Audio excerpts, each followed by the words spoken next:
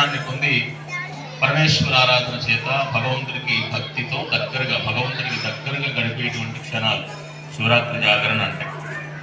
రాత్రంతా మెలుపుతూ ఉండి సినిమా పాటలు పెట్టుకుని డ్యాన్స్ కూడా వేస్తూ ఉంటారు చాలామంది. అలా చేయకూడదు ఏమండి. శివరాత్రి రోజు జాగరణ అంటే రాత్రంతా మెలుపుతూ ఉండి మనకి ఇష్టమైన పాటలు ఎంటర్టైన్ అవ్వకూడదు. పరమేశ్వరుడి భక్తితో ఎంటర్టైన్ అవ్వాలి, పరమేశ్వరుడికి దగ్గరగా ఉంటుంది. కాబట్టి ఆ ప్రయత్నం మనకు వీలైనంతలో మనకున్నటువంటి శక్తి, మనకున్నటువంటి జ్ఞాన పరిస్థితులు అనుసరించి ఆ ప్రయత్నంలో ఉందాం.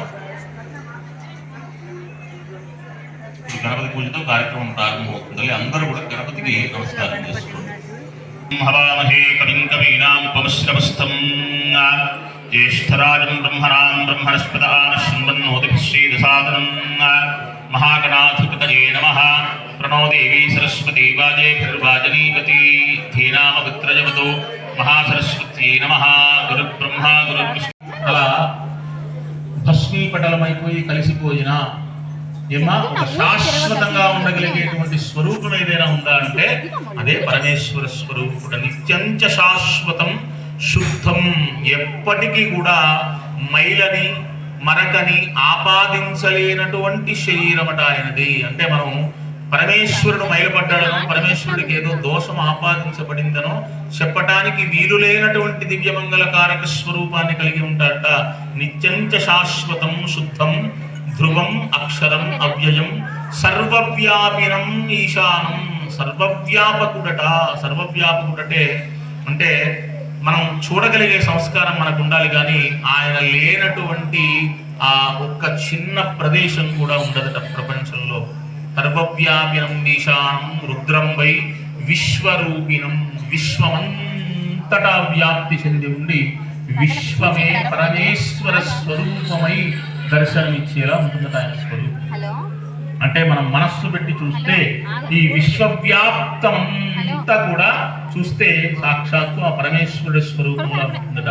అలాంటి దివ్యమంగళ స్వరూపం కలిగి ఉన్నవాట పరమేశ్వరుడు. నిత్యంచ శాశ్వతం శుద్ధం ధ్రువం అక్షరం అవ్యయం. అది పరమేశ్వర స్వరూప వైభవం. ఇక అమ్మవారు పార్వతి అమ్మవారి గురించి మనం చెప్పుకోవాలంటే ఆవిడ మనం దుర్గా అని పిలుస్తాం, సర్వమంగళాదేవి అంటాం, గౌరీ అమ్మవారు అంటాం. అలా సర్వమంగళ మాంగళ్యే శివే సర్వార్థ సాధికే శరణ్యే త్రయంబకే గౌరీ నారాయణ నమోస్తుతే అని చాలా ప్రతి ఒక్కరూ చాలా తేలికగా స్మరించుకునేటువంటి శ్లోకం. అది అందరూ చెప్పగలరు. ఏమంటే సర్వమంగళ మాంగళ్యే చెప్పరు అందరూ.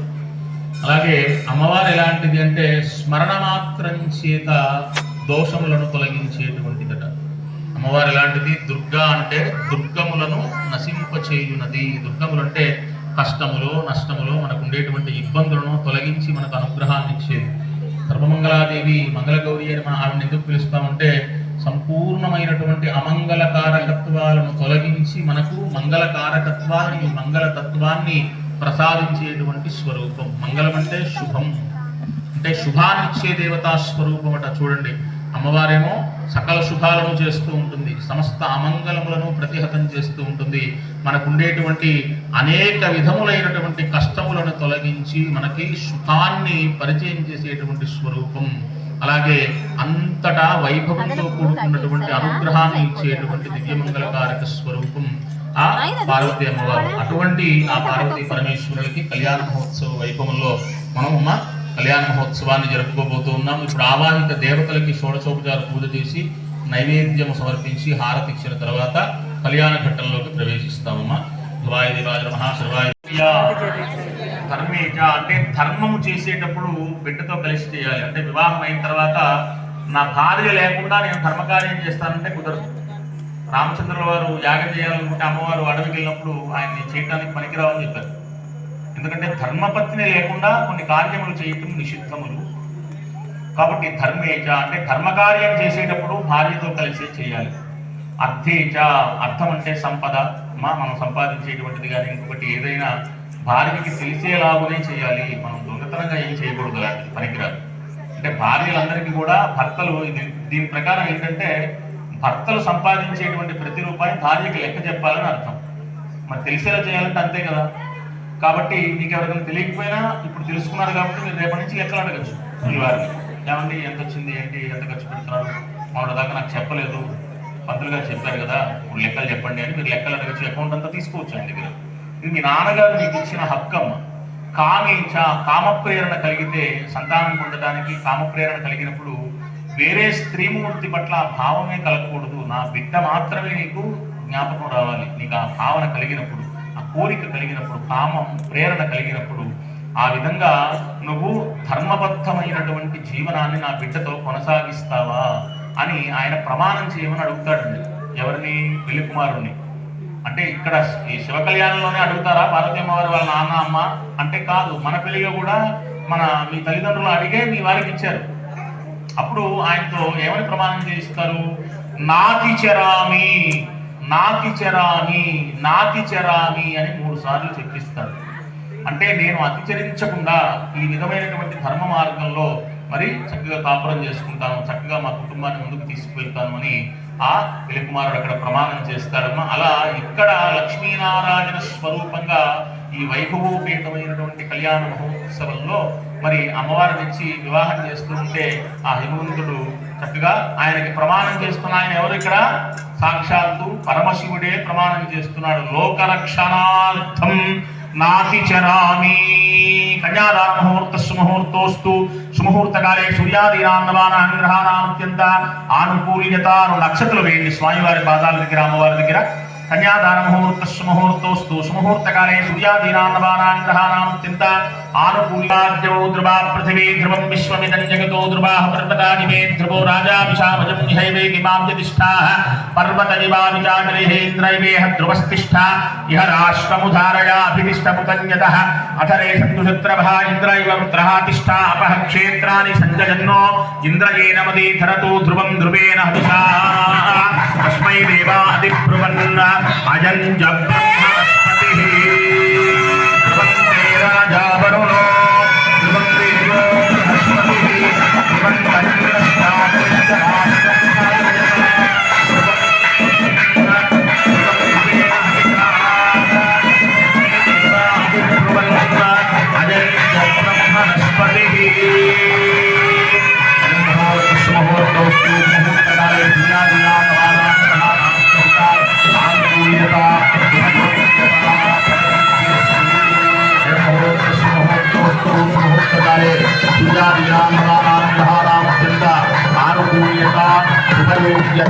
ఫలసిద్ధిరస్తు.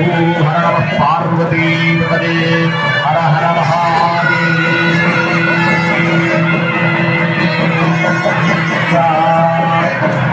అత్యంత ఆనుకూల్యత శుభయోగ్యత ఫలసిద్ధిరస్తు.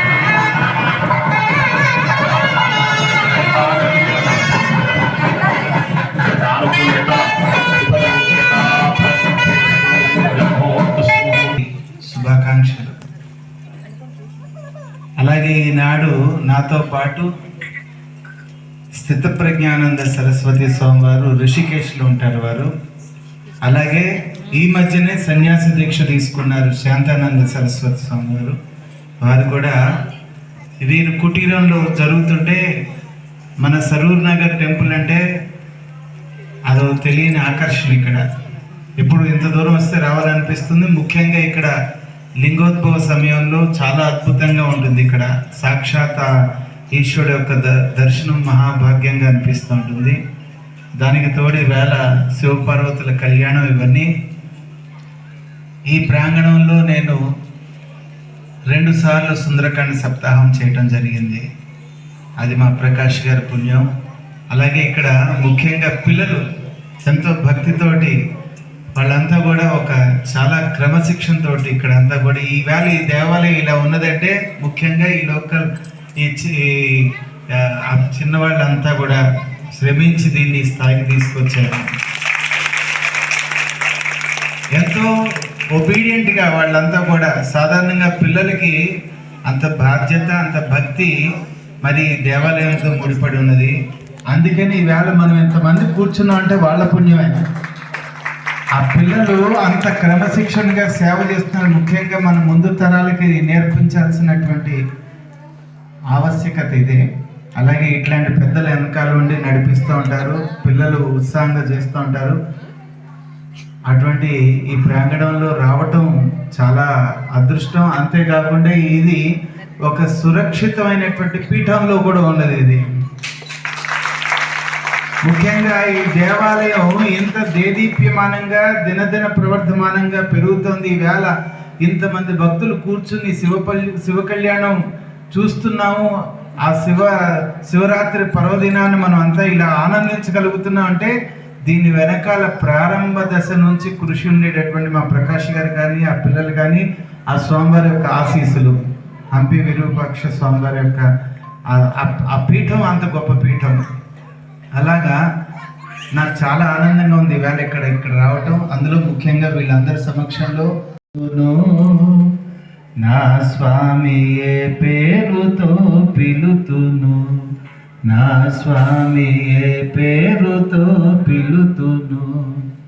సూర్యుడవు నీవయ్యా, చంద్రుడవు నీవయ్యా, సూర్యుడవు నీవయ్యా, చంద్రుడవు నీవయ్యా, భూమి ఆకాశాలు నీవయ్యా, అగ్నివి నీవయ్యా, గాలివి నీవయ్యా, అగ్నివి నీవయ్యా, గాలివి నీవయ్యా, చెట్టు పుట్టలు కూడా నీవయ్యా, శాంతి క్రాంతులు కూడా నీవయ్యా, శాంతి క్రాంతులు కూడా నీవయ్యా.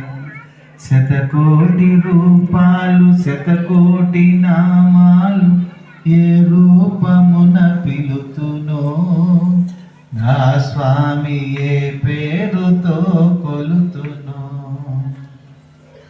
అగ్నివి నీవయ్యా, అణుశక్తి నీదయ్యా, సృష్టి లయలు కూడా నీవయ్యా, విద్యవు నీవయ్యా, బుద్ధివి నీవయ్యా, విద్యవు నీవయ్యా, బుద్ధివి నీవయ్యా, శాంతి క్రాంతులు కూడా నీవయ్యా, శాంతి క్రాంతులు కూడా నీవయ్యా, శాంతి క్రాంతులు కూడా నీవయ్యా. అంతేకాకుండా ఇంకొక మాట అన్నారు చెట్ట చివన, జిజ్ఞాసువులు నిన్ను బ్రహ్మవంటారు, వైష్ణవులు నిన్నేమో విష్ణువంటారు, శివ భక్తులు నిన్ను శంకరుడంటారు. ఏ పేరుతో పిలుతునో, నా స్వామి ఏ రూపమున కొలుతునో, ఏ పేరుతో పిలుతునో, నా స్వామి ఏ రూపమున కొలుతునో. శతకోటి రూపాలు, శతకోటి నామాలు, ఏ రూపమున చూతునో, నా స్వామి ఏ పేరుతో పిలుతునో. శివుణ్ణి నమ్ముకున్న వాళ్ళకి అన్ని మంచి జరుగుతుందండి. దానికి ఉదాహరణ మా తాతగారి జీవితమే, నా జీవితమే. తాతగారు హిమాలయాలకు రాలేనయ్యా అని ఒక పాట పాడుకున్నారు. నన్ను ఎప్పుడు హిమాలయాల్లోనే తిప్పుతున్నాడు ఆయన. కాశీకి వెళ్ళలేమో అనుకున్నారు. కాశీలోనే ఒక పెద్ద భవనమే తాతగారి పేరు మీద అయింది. అంటే భక్తితోటి భగవంతుడిని ఏది కోరుకుంటామో ఏదో రూపంలో ఆయనకే చెందుతుంది, అది ఆయనకే చేరుతుంది. అది భౌతికంగా లేకపోయినా ఆయన పేరు మీద ఈవేళ కాశీలో ఎంతోమంది తనివి తీరుతున్నారా. అలాగా సో మనం అంతా కూడా ఈ శివరాత్రి నాడు భక్తితోటి ఆ శివుణ్ణి సేవిద్దాం, కన్నులారా ఈ కళ్యాణాన్ని తిలకిద్దాం, మనసారా మన హృదయం నిండా ఆయన నింపుకుందాం.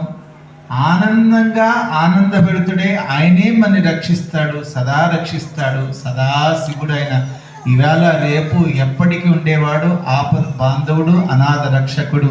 అటువంటి శివపార్వతుల కళ్యాణంలో మీకు అంతరాయం కలిగించినందుకు స్వామివారికి మీకు అందరికీ క్షమాభిక్ష కోరుకుంటూ శుభం భూయాత్. జై శ్రీరామ్. జై శ్రీరామ్.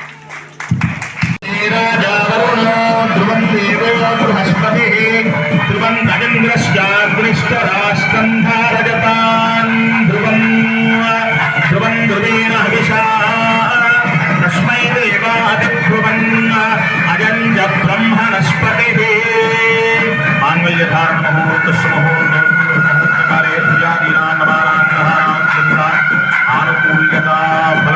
ప్రాప్తిరస్తు అత్యంత ఆనుకూల్యత ఫలసిద్ధిరస్తు మాంగళ్యధారణ ముహూర్త సుముహూర్తోస్తు సుముహూర్తకాలే సూర్యాదీనాం నవానాం గ్రహాణాం అత్యంత ఆనుకూల్యత హితయోగ్యత ఫలసిద్ధిరస్తు హర నమః పార్వతీ పతదే హర హర మహాదేవ హర హర మహాదేవ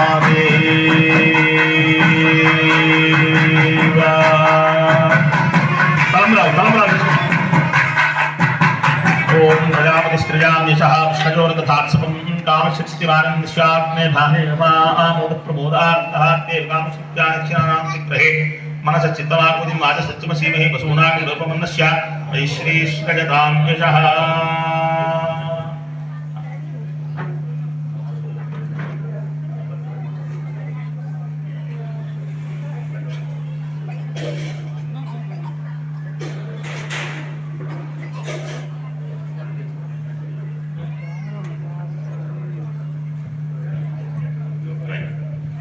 అలాగే అందరూ కూడా చెప్పండి ప్రజామే ఓం ప్రజాపతి స్త్రియాం యశః పుష్కజోధదాత్సకం కామస్య తృప్తిమానందం తస్యా